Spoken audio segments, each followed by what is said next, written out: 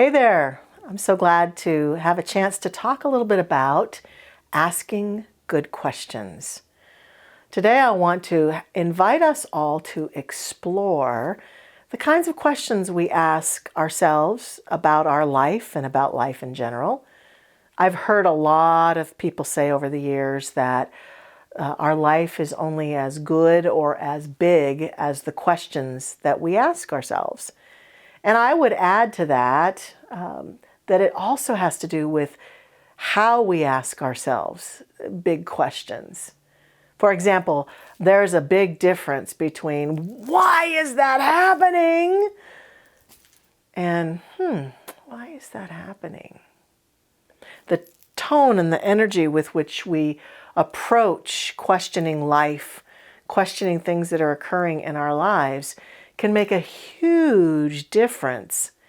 And one of the reasons that this is true is that if we think about it, if we ask ourselves questions about life, about the occurrences and the conditions and the people and the things that are going on, asking bigger questions, expansive questions, questions that are born out of curiosity, and questions that might have to do with opening our minds and hearts, allow us to approach that person, that situation, that idea with a greater understanding, with a greater receptivity.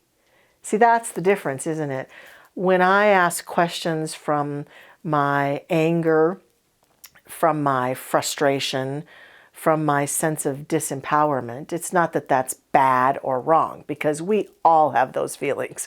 Oh my gosh, there's so much that we can look around at life and feel all of those negative feelings and even more that I didn't name there. But when we ask questions from that place, like, why is this happening over and over again? Or why can't they see it my way? Which is, again, perfectly natural. We might go through that kind of phase with something.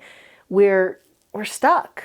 We're stuck because we're immediately positioning ourselves in the question and how we're asking it as a victim that cannot actually find an answer. We're immediately positioning ourselves in a place of disempowerment.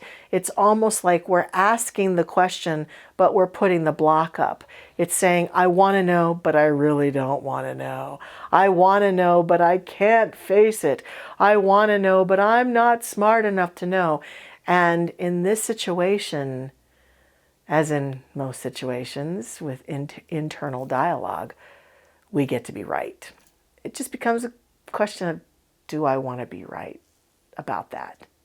And so it's very important for us to move ourselves through that phase. I loved how Terry Cole Whitaker, one of my favorite teachers, used to say, if you're walking through the valley of the shadow of death, don't pitch a tent. Or if you're walking through the valley of the shadow of death, I've heard others say, keep walking, keep moving.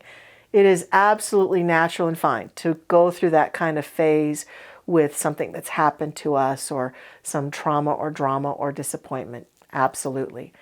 But here's the question, a big question. For how long? See, because I can own that in my life. There are probably some areas like that I've been asking questions like that, and from that place of disempowerment for a little bit longer than I care to admit. A little bit longer than probably is healthy, and most definitely longer than allows me to actually resolve the question. So asking big questions, getting centered, being willing to ask a deep question and really hear the answer. Almost a meditation. And this is why often it's so helpful if we're really truly curious about the meaning of something that's happening in our lives.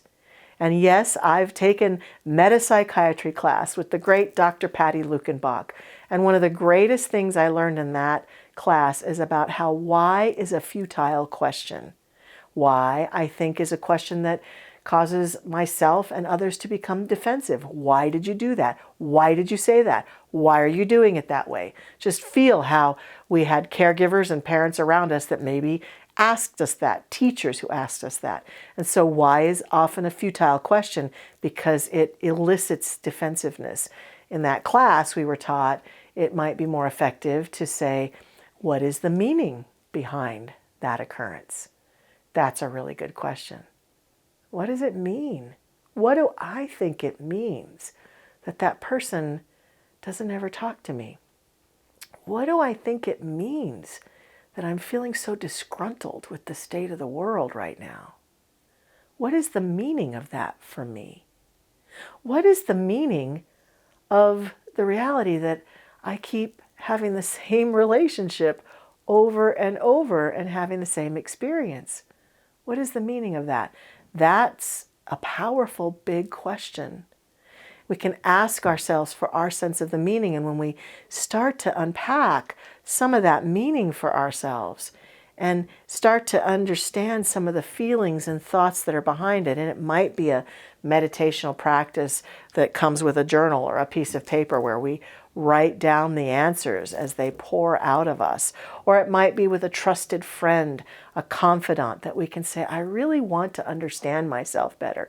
Or it might be with a therapist or a spiritual mind treatment with a practitioner. Or it might be a process, or it might be in a class.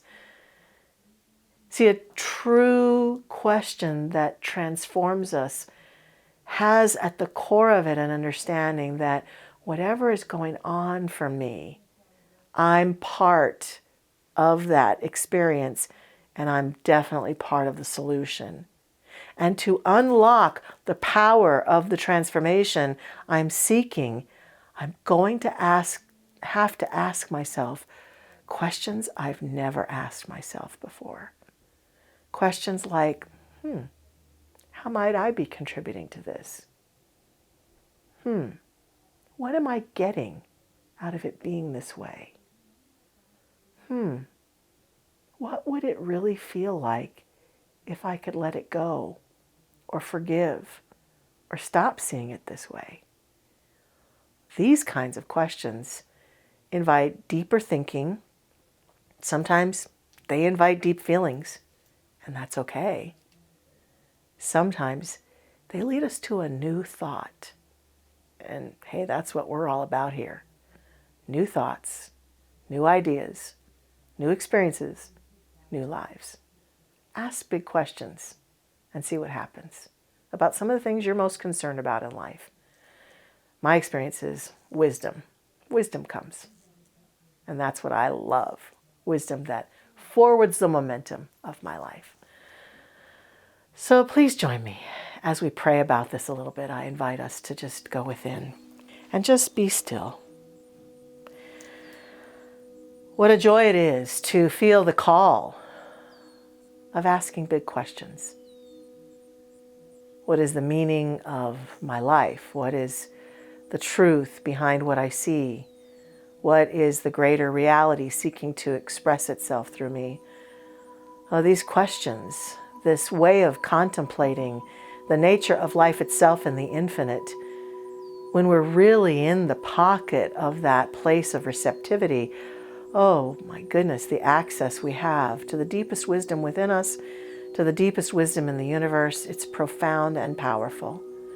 And I accept and affirm right here and right now that each one of us is led within our own selves to that deeper wisdom, that we find within us the motivation and the creativity and the delight in being curious about the conditions and situations of our lives that we choose to shift, transform, change, the things we want to be different, the ways we want to approach things to be different, are made whole and made different by our willingness to ask big questions, to ask clear questions, and to receive those answers from the depth of our being.